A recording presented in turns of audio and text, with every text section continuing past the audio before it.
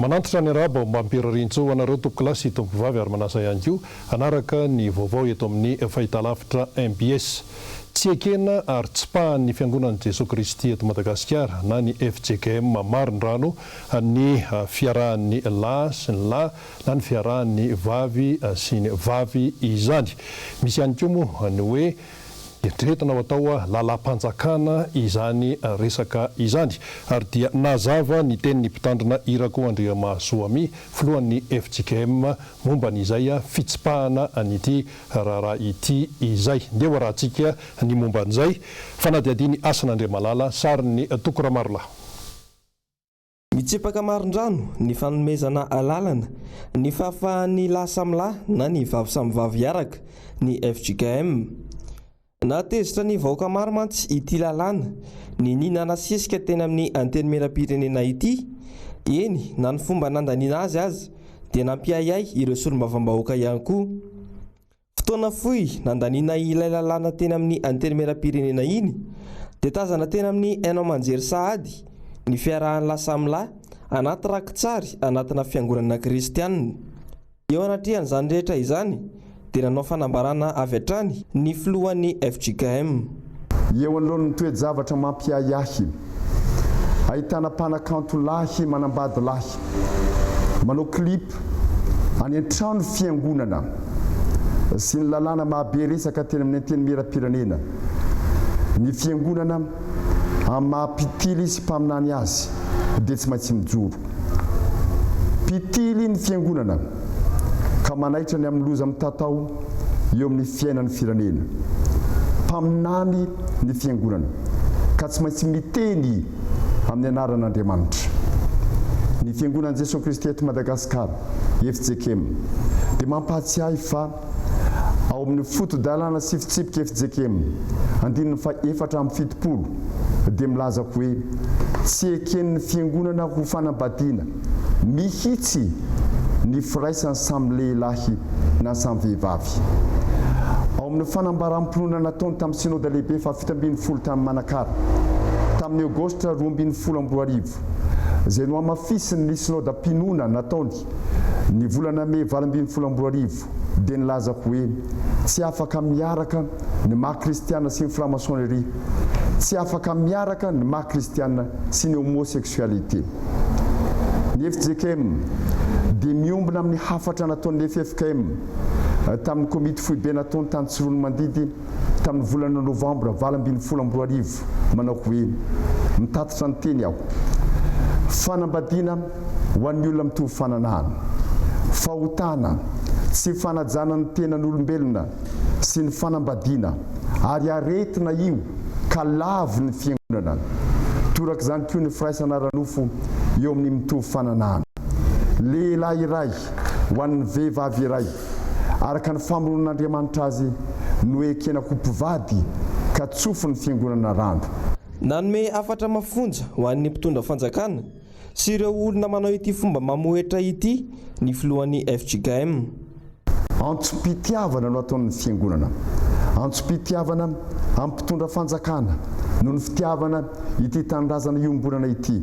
Tsy hanome vahana ity fanambadian'ny olona mitovy fananana ity. Antsom-pitiavana amin'ny vahoaka malagasy tsy hankanavaka, tsy handraraka ny ilombiandono men'Andriamanitra antsika olombelona no fironiny.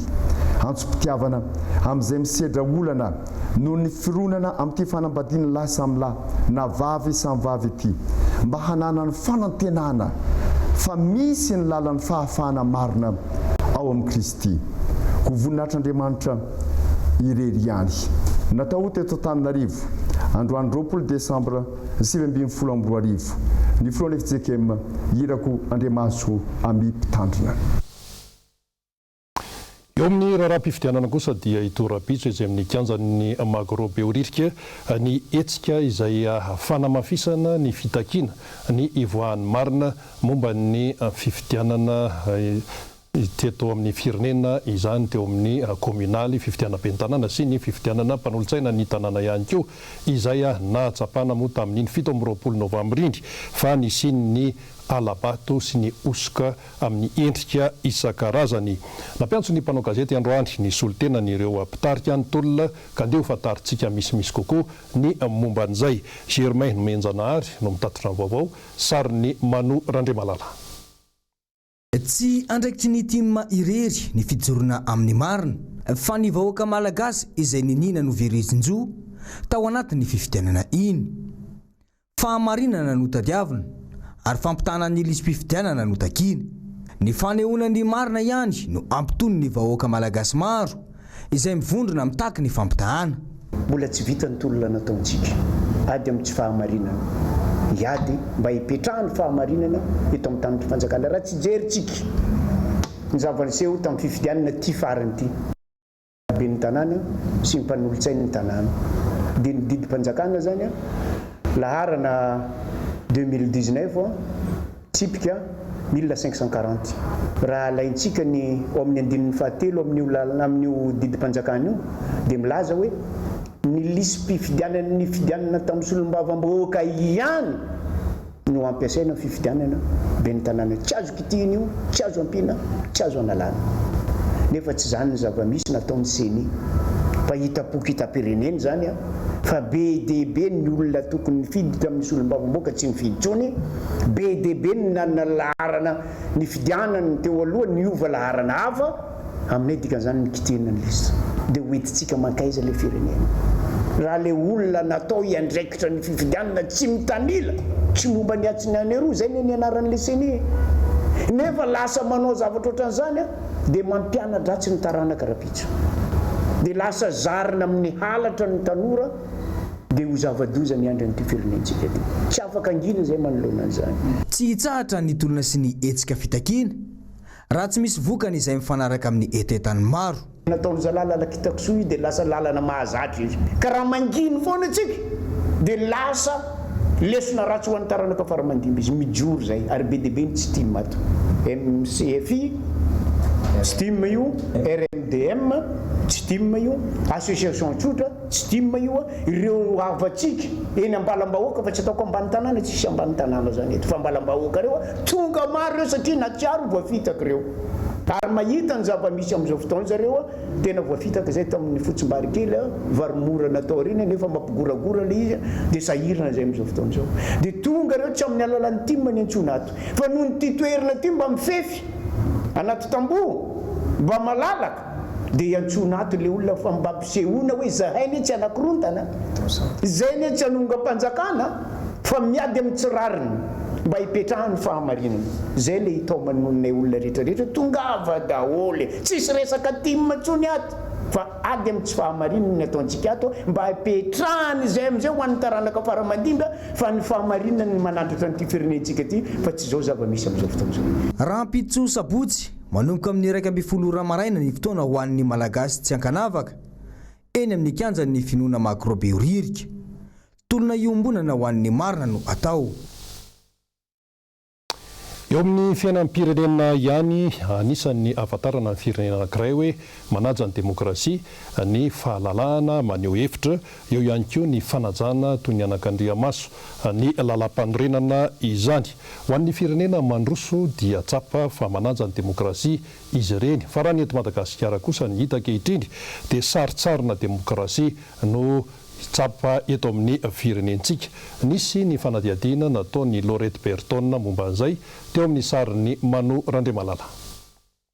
Firenena iray isan'ny matanjaka indrindra eran-tany i États-Unis manana ny maha-izy azy ny androm-panjakana misy ny sénateur sy ny chambre des représentants na ny antsoina hoe député. Ireo no masy mandidy amin'ny fampanajana ny lalàna any États-Unis. Noho ny fandikandalana nataon'ny filoha Amerikanina Donald Trump amin'izao dia hiakatra eo anivon'ny parlemanta izy ary ho tsaraina araka ny lalam-panorenana. Tsy voasamba no nisy filoham-pirenena Amerikanina no niara ny lalàna tahaka izao fa efa faniteliny i Donald Trump. Tsy any Amerika avaratra irery fa ny ao Amerika Atsimo ihany koa dia misy eo izany fanajana toy ny anak'Andriamaso ny lalam-panorenana izany. Mbola maro ny firenena azo raisina ohatra amin'ny fanajana ny lalam-panorenana io ary tokony ho azon'i Madagasikara ilay tahaka tsara izany. Eto amintsika amin'izao manko dia atao antso-jay izay samy joro, anaovana fanaratsiana izay mitady hitaky ny marina, arovany lalàna ny mpanao ratsy ary ny filoham-pirenena tokony ho fitaratra amin'ny fanajana ny lalàna indray no mahasama nitsakitsaka ny lalàna.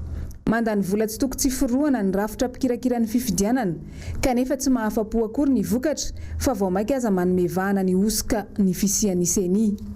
Raha nisy ny atao hoe rafitra anankiray mampitaraina ny vahoaka sy mampimenimena ny olom-pirenena dia ny CENI. Mahagaga nefa fa tsy nanaovanareo fanamariana mihitsy na kely ara na indray mandeha. Tsy nandeha tamin'ny fandehany amin'izay tokony ho izy ny fifidianana filoham-pirenena premier tour deuxième tour. Toraka izany ihany koa ny fifidianana solombavambahoaka. Tena feno ny kapoakan'le olom-pirenena nandritry ny fifidianana communal sy municipal farany teo. Ohatra ny tsy nandrenesana resaka mihitsy nareo, tsy nandrenesa-peo mihitsy hoe mpinam-bola io zavatra io. Nefa tena amin'ny teny aminareo fa mihinam-bola akoatry ny vola izay noentin'ireo mpiara-miombonantoka sy firenena vahiny, vola be tsy toko tsy foroana. Nefa raha ny vokatra azo tena tsy mifanaraka amin'ny resaka hoe tsy afa-po le vahoaka, tsy afa-po ary tompona andraikitra ianareo fitondram-panjakana. Tsy mba nisy fanapahan-kevitra na mesura ny raisinareo manoloana n'izany fitakian'ny vahoaka izany ary tsy mahagaga satria gotondranona feno ny kapoakan'ny vahoaka ireny. Mahatotonga ireny zavatra rehetra nitrangana teny anivon'ny anjery manontolo. Tokony an-tantena ny mpitondra manoloana ny zava-misy tsy mandeha amin'izay laoniny eto amin'ny firenena. Tao anatin'ny 12 volana izay dia miamkorosofahana ny fiainam-pirenena. Fitokoana netsy, korontana eroa, tsy fandriam-pahalemana manenika ny nosy. Miampy indray izao ny fitakian'ny mpampianatra sy ny mpianatra eny amin'ny anjery manontolo. Tsy mbola nisy filoham-pirenena narovan'ny fanitsakitsahana lalàna ataony izany raha mbola lazaina fa firenena demokratika ihany. Momba ny rarany Ambohitrimanjaka kosa dia mijoro amin'ny heviny hatrany ireo amponina eny Ambohitrimanjaka izay voakasiky ny tetikasa tanamasoandro. Tsy inona moa izany hevitra izany fa dia hoe tsy totofana ny tany ary no amafisina ihany koa fa tsy pikara manady velively izy ireo. Nivoatra izany nandritra ny valandresaka natao ho an'ny mpanao gazety androany tetsy amin'ny Le Pavé Antaninarenina. Andeha arahantsika ny momba an'izay fanadihadiany Jessica Miray sary ny Andry Rakotomalala. Mitontolona ho any mponina eny amin'ny komina 4 voakasika ny tetikasa tanamasoandro dia Ankadimanga, Ambohitrimanjaka, Fiombonana ary Ambohidrabeto sy Fokotany Anosy Bezaivola. Nanao tatitra mikasika ny zava-misy ireo solitenan'ny mponina. Mampafantatra ny vahoaka malagasy rehetra ny zavatra nitranga tatoato mikasika indrindrandrindra ny Ambohitrimanjaka. Voalohany ireo izay niakatra fitsarana dia ny valomaly ny didy sazo miantona rotaona. Zay voalohany. Faharoa ny olona izay naratra tamin'ny azo atao hoe fifandonana ny ray volana lasa teo zay dia ny elan'ny fanjakana ny prise en charge. Izany hoe mianto-tena amin'izay zany ilay olona naratra izay nyresahan'ireo moa fa izy miantoka amin'ny fitsaboana mandrapasitrany. Zay faharoa. Fahatelo mikasika ny Ambohitrimanjaka manokana. Somary gaga sy taitra ny tenanay solonay ireo tena ao anatin'ny commune 4 Ankadimanga, Ambohitrimanjaka, Fiombonana, Ambohidrabeto ary Anosy Bezaivola tena ny amin'ny fanambarana ataon'ny DG ny Apipa Ingaratelo Saint-Philippe no hoe izy no mpanelanelana, izy no andoha ny indemnité amin'ireo tompona tanimbary. Voalohany tsy nisy fifampiresahana natao tamin'ny ohanamana io, na izy nidina na izay niresaka tamin'ny akatra tsy nisy an'izay ka mahagaga ihany le voambolana hoe mpanelanelana. Ny mpanelanelana mantsy dia sady miresaka amin'ny andaniny no miresaka amin'ny ankilany, izay ny dikany hoe mpanelanelana raha ohatra ka mianatra. Mandiso tanteraka ny filazana ihany koa ireo mponina fa efa nisy nanaiky ny nivarotra ny taniny. Tsy misy izany fa fandemena saina fotsiny ho hiatrana izy ireo. Mbola miray ny hevitra ary mbola miray ina ihany koa izahay hatramin'izao. Satria voalohany indrindra lazaina fa misy ray sy telonjato nanaiky nanao sy ny nivarotra ny taniny. Izahay nefa dia mbola manamaro teto fa mbola mirahina ireo komina 4 eo miampy an'ny Fokotany Anosy Bezaivola hatramin'izao ary hatramin'ny fotoana itenenana izao fa tsy misy varotra n'izany tanindrazana izany. Tsy marina araka izany ny filazana fa pikaramanady ireto manao fitakiana ireto. Tsy marina ihany koa ny fitenenana fa efa misy tamin'ireo mponina no nanaiky ny fanitofana ny taniny. fa matetika rehefa misy ny tsy fahombiazana eo amin'ny firenena na ny fahantrana ihany koa izay mianjady amin'ny vahoaka eto Madagasikara dia ahiliky ny sasany any amin'ny mpanohatra foana izany toe-javatra izany. Tsy tokony ahiliky any amin'ny mpanohatra ny tsy fahombiazana sy ny fahantrana raha ny nambara ny paitoekarena sy mpandinika ny raha-pirenena Andriamatoa Ralson Roger. Ndeha ho arahantsika ny momba an'izay teo amin'ny fanadihadiny Ravo Razafimahenina, sariny Mathieu Princy. Raha mahafantatra fa ny mpanohitra trano no mahazo loza rehefa misy zavatra tsy milamina eto amin'ny firenena, ary matetika ny hoe tia manao ambadika izao na zao rehefa tsy mahomby amina zavatra iray ny fanjakana. Sika malagasy makatahaka ny androverina foana tady volom-baovao sisisa io izy io inona ny vokan'izy io zero tsara dia manao bodogerina fotsiny prime ministre hoe tsy maintsy atao io hitasika amin'izany ny vokatra io rehefa aveo ka rehefa mipoko ka ohatrany tamin'ny 68 hoe dia laza aveo fa hoe mpanohitra mahatonga an'io ianao manao dérapage ianao nanao tsy nety dia ohatran'izay zany atsiketo efa fantatra io an'io fa ahoana fa zany vilany boboky abe no anatin'io ka rehefa mipoka ny sarom-bilany ty foana ny teneniko e noho izy hoe raha hitondra firenena ianao azay ny tiavako amin'ny professeur Zaferbert matatesa tsikera matatesa tsikera aza manao taimbava aza manao vava tsy voatandra aza miteny foana hoe any aoriana ny mpanenjika ako matory eny ana dia any aoriana zay non tsy mety zay. Manoloana ny fitokonana samihafa kosa nanao antsoaviny teo anivon'ny CFM na ny fampihavanana malagasy hiatrehana ny fety Noely sy ny taom-baovao am-pilaminana. Ny fitoniana amin'izao andro fety izao, ny fifanantonana sy ny fifampiresahana, ny filaminana, ny fahamarinana amin'izay zavatra mila fahamarinana na ara-pitantanana zany na any amin'ny sehatra inona aleo zany koa no mitondra filaminana zany ka dia miantso antsika mianakavy mba hahafahandrehetra manao fety sambatra sy masina dia mila an'izay le fitoniana izay dia mba samy mifantoka amin'izay fiainana ara-panahy zay fa mitondra hery vaovao koa zay eo amin'ny fiainana ara-tsosialy sy eo amin'ny fiainana ray manontolo mihitsika dia mirary fety sambatra ho antsika mianakavy. Eo amin'ny ady amin'ny kolokolo kosa dia efa maro eto Madagasikara ny isin'ny tambajotra ahafahana miady amin'izay kolokolo izay. Ny joro ary tamin'ny fomba ofisialy tamin'ity androany ity ny tao Tsoromadidy sy tao amin'ny faritry Bongolava. Mirado Rabenjamina no mitatitra ny vaovao amintsika, sariny Andry Rakotomalala. Tsy ady amin'ny Bianco Samrery ny ady amin'ny kolikoly fa manana andraikitra amin'izany ny olom-pirenena Tsakanavaka.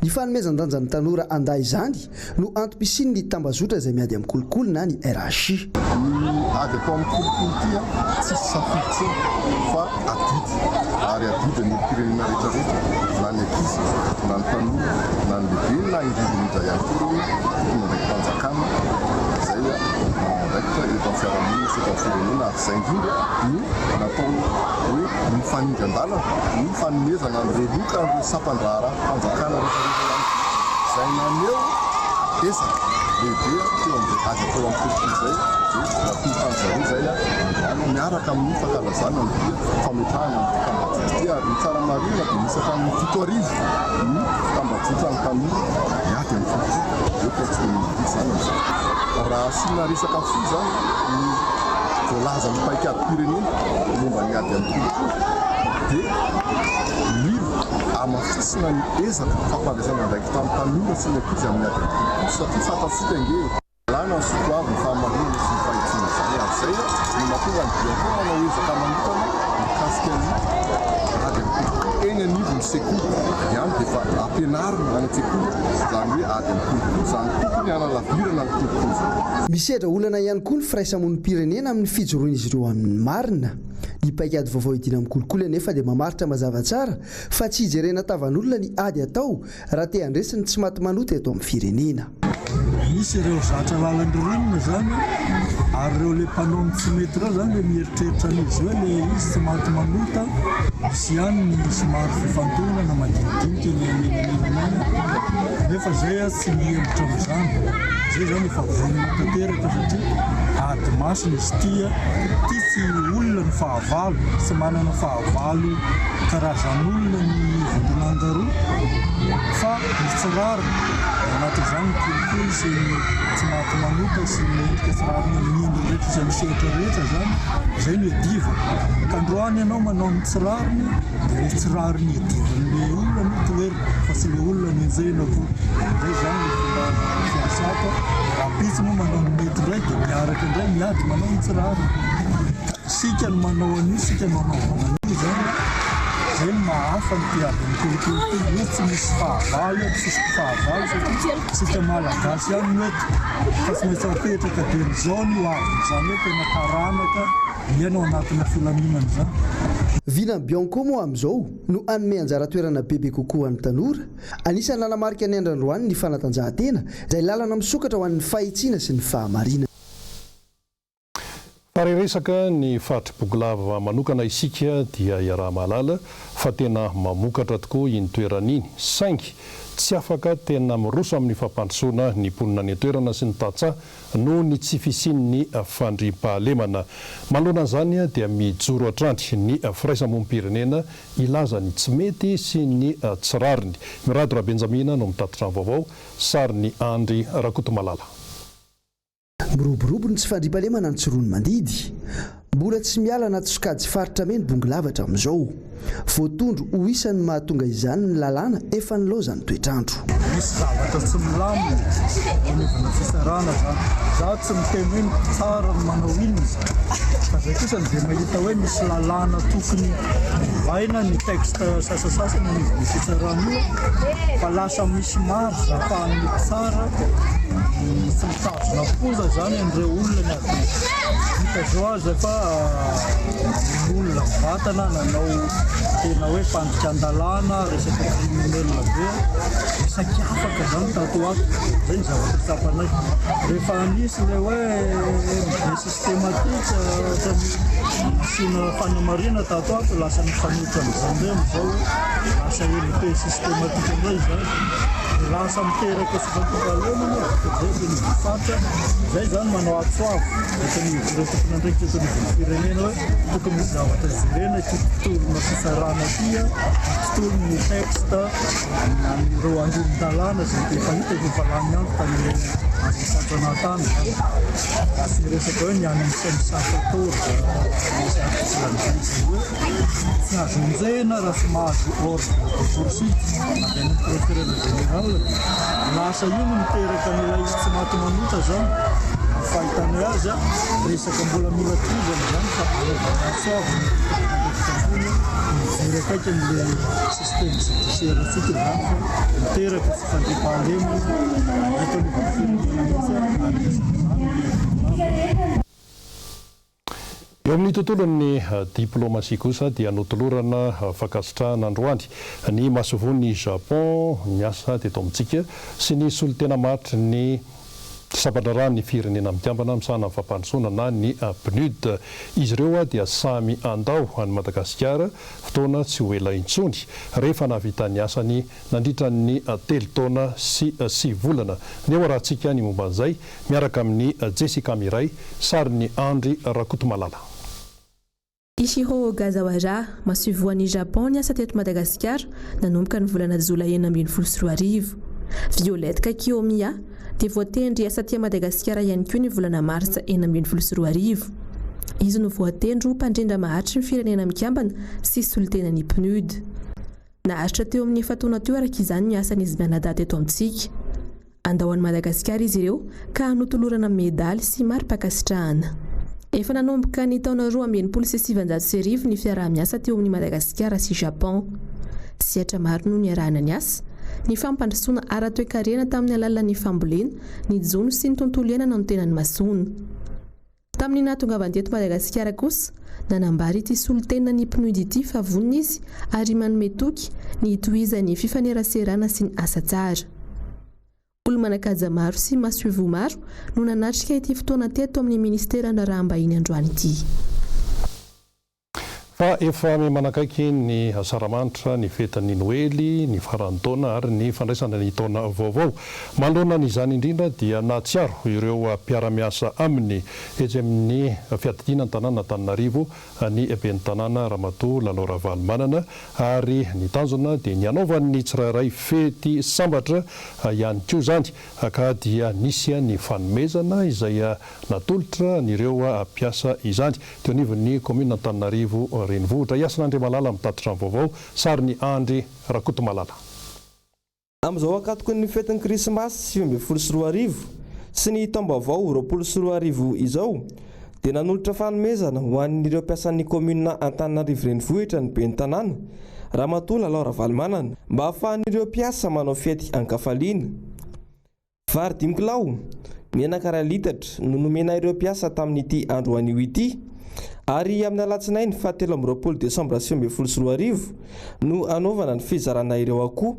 Ary raha araka nambara sekretera jeneralin'ny komuna Antananarivo renivohitra Andriamatora Ravelson Landy dia tsy adino ny fanomezana prime ho an'ireo mpiasa tsy ankanavaka mialoha ny farantaona izay tsara marihana fa efa fanao ny CUA isa-taona. Ny tanjona dia ahafahan'ny mpiasa manao ny fety am-pifaliana sy mba ho fanehoana firaisan-kina eto anivon'ny komuna Antananarivo renivohitra.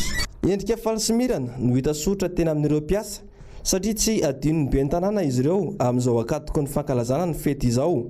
Fisaorana sy fankasitrahana kosa no nasetra ny mpiasa ny ben'ny tanàna noho izay fitiavana izany. Ny ben'ny tanàna Antananarivo renivohitra dia mirary sosiny tsara indrindra ho an'ny mpiasan'ny komuna Antananarivo renivohitra rehetra. Amin'izao akatoko ny fetin'ny asaramanitra izao ny krismasy 24 sy ny taom-baovao 24 dia manolotra vary sy menaka androany ny ben'ny tanàna Antananarivo ho an'ny mpiasa rehetra tsy ankanavaka atao amin'ny komuna urbaine Antananarivo. Ary mbola isy ihany koa amin'ny herinandro ny fizarana akoho ho an'ny mpiasa tsirairay avy. Ny prime izay fanao isa-taona dia misy ihany koa mialohan'ny farantaona.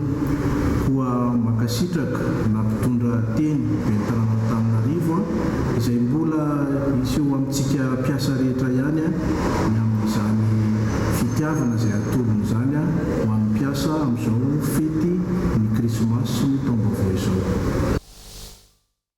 Fa anisan'ny sambandara anankiray izay tena manana ny asany lehibe tokoa ny antsoina hoe BMS izay eo anivon'ny fiatatiny tanàna Antananarivo renivohitra eo amin'ny resaka ara sosialy ny tena ahafantarana nyity BMS ity.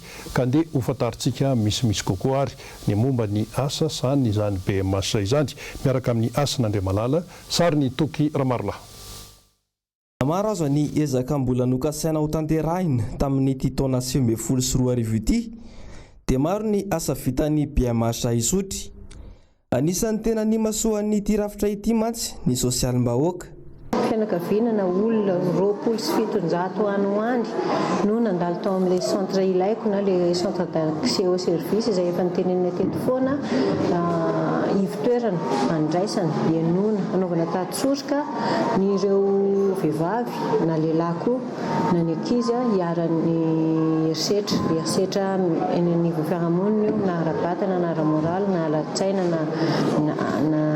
na ara-toekarena koa ary. Ankoatran'izay dia nisy zaza 7 tamin'izao fidirana an-tsekoly faran'izao no nampidirina eny anivon'ny préscolaire anankiroa izay sahan'ny tanàna Antananarivo dia eny Volisarika izany ary eny Andravoahangy. Ireo zaza ireo moa dia zaza amin'ny ankapobeny zaza avy amin'ny fianakaviana sahirana dia manana ray aman-dreny any amin'ny 50 any izay nofanina amin'ny resaka fitantanana eny an-tokantrano fa fitantanam-bola madinika koa eo anivon'ny fianakaviana mba ahafahany miatrika sy manatsaratsara kokoa ny fomba fiasany sy ny fampidiram-bolany.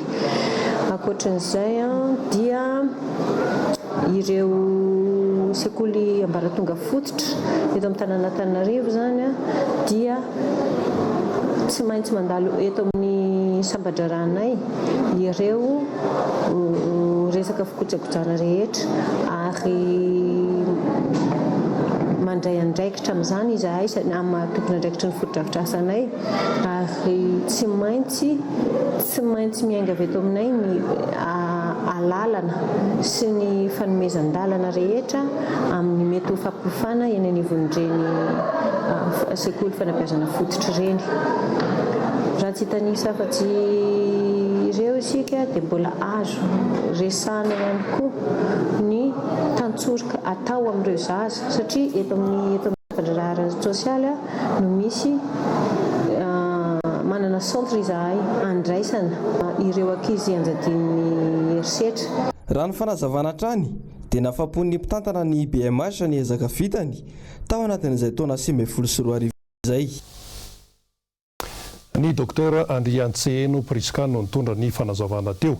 Eo amin'ny resaka tsena ny akoho amam-borona kosa manoloana n'izao fiatrehana ny fety izao dia tsapa fa mbola tsy tena rototra aloha ny mpividy fa mbola mampita izay fitin-javatra izay raha ny resaka akoho amam-borona no asiana teny sotry Iravo Razafimahenina nanao ny fanadihadiana teo amin'ny sarin'ny Mathieu Princy.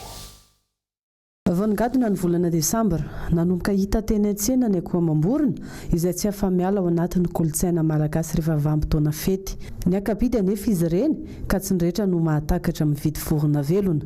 Afidiko aloha raha hoe vorona vidiana saroko arinana gisy izay zao ny antanantaniko an'ity gisy ity kanefa rehefa tsy manana mo ataoana zany ny fahifavidy fa zay io zany no ano zay io zany no atao vola omanina anay zany a raha mbola vao miankina ilay fitadiavana zany aloha tsy maintsy mitady aloha zany zay vao mahita volana omanina aloha amin'ilay izy fa fahitako anazy aloha zao mbola ao anaty eo amin'ny fitadiavana mihitsy zany aloha amin'izao. Zara raha mahalafo raha teo ny mpivarotra andro vitsy tsy hahatonga amin'ny fety Noely toy izao. Mahalafo rona iray isan'andro dia ampy manantena nefa izy ireo fa hitombo ny mpividy rehefa mihamana akaiky ny fety izay hitohy hatramin'ny Janoary. Tsy dia mandeha zany ny akoho amam-borona mbola somary mbola tena manantena fety ny olona amin'izao aloha mbola miandry fotoana mbola amin'ny latsinainy na talata any vao mandeha. Ny gisa zao a enin'alina dia misy efatsalina ny farany ambany dia mivoatoloza 600 000 ny akoho a 125 000 zay ndray sady miompy zay no mianto arakaraka izay ao ihany aloha fa tsy dia hoe tonga dia raha avoaka daholo fa zay lehibe ihany ny avoaka ohatra hoe 10 na 20. Eno izy aloha amin'izao tsy mbola tena mety andray antoko zaiko misy 10 misy 10 olontsoloza zao 4 alina 5 alina. Misy ny mpivarotra no miopoka mahavoaka gisa 20 sarin-dokotra 12 sy akoho maherin'ny 20 isa rehefa toy izao. Ho an'ireo mpiantoka kosa 30 na mihoatra no indray alaina sy akana tombony. Akoho zao 10 sy 3 3 alina raha mahalafo anankiray 2 3 4 raha misy sahala amin'izany koa ny akoho raha misy dia mba misy makamaro 5 enina. Orinasa amin'ny ankapobeny no tena mividy akoho amam-borona maro amin'izao izay zaraina ho an'ny mpiasa na akoho menany lehibe. Misy ihany koa ny olona no mividy nandritra ny fotoana na mora ny akoho amam-borona ary miompy izany any an-trano miandry ny fety. Ho an'ireo tsy mahatakatra vorona velona kosa mividy amin'ny kilao rehefa fety ny andro mba ampifalifaliana ny fianakaviana. Fa amin'izao akatoko ny fety izao dia miamitombo ny mpampiasa ny fifamoivoizana manoloana izany indrindra dia tsy maintsy arindra izay fifamoivoizana izay indrindra eto atapi-tanàna n'Antananarivo ka dia voakasika izany ny eto afovoan-tanàna izany ka ny alatsinainy fa 12 Desambra ka hatramin'ny fa 1 Desambra dia misy ny fandrindrana manokana eo amin'io fifamoivoizana io. Ndeha arahantsika ny tsara ho fantatra momba an'izay hoentin'ny Laurette Berton.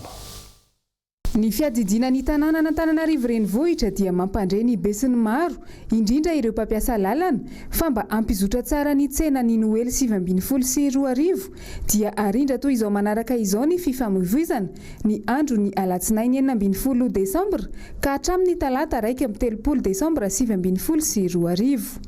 Voarara ho an'ny fifamoivoizan'ny fiara rehetra tsy ankanavaka ireto lalana voalaza manaraka ireto. Lalana Ramanan-Kirahina makany amin'ny CBT Mahamasina, lalana Rajoelina manoloana ny vavahady Padok Mahamasina. Koa ilazana ny tsirairay mba hanaraka ny toromarika omeny ny tompon'andraikitry ny filaminana sy ny fandrindrana ny fifamoivoizana eny an-toerana. Izay ihany koa no nentsika namarana ny vaovao teto amin'ny fahitalavitra MBS isaorana ianao naharitra hatramin'ny farany samotahina sy ovimbin'Andriamanitra isika rehetra veloma tompoko.